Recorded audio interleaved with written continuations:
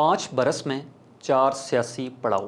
آزاد کشمیر کے سابق وزیر اعظم سردار تنویر الیاس نے ایک بار پھر سیاسی جماعت تبدیل کر دی۔ آزاد کشمیر کی سیاست میں عام انتخابات سے قبل بڑی سیاسی پیش رفت سامنے آئی ہے۔ سابق وزیر اعظم آزاد کشمیر سردار تنویر الیاس نے پاکستان پیپلز پارٹی سے رائے جدا کرتے ہوئے دوبارہ استحکام پاکستان پارٹی میں شمولیت اختیار کر لی ہے۔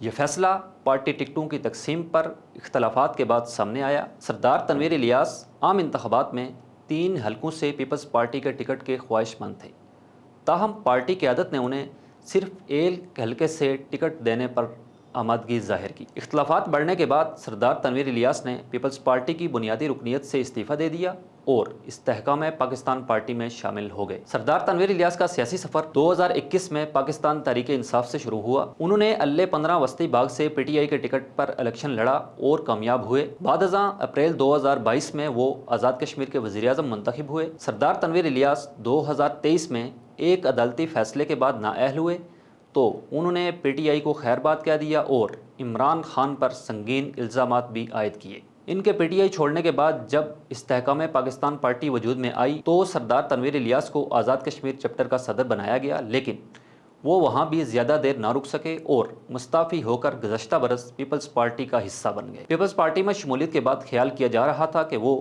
آزاد کشمیر کے عام انتخابات میں پارٹی کے لیے اہم کردار ادا کریں گے، مگر ٹکٹوں کی تقسیم نے صورتحال بدل دی۔ اب پیپلز پارٹی چھوڑنے کے بعد سردار تنویر الیاس دوبارہ آئی پی پی میں شامل ہو گئے ہیں۔ سیاسی مبصرین کے مطابق سردار تنویر الیاس کی آئی پی پی میں واپسی پیپلز پارٹی کے لیے نقصان کا باعث بن سکتی ہے۔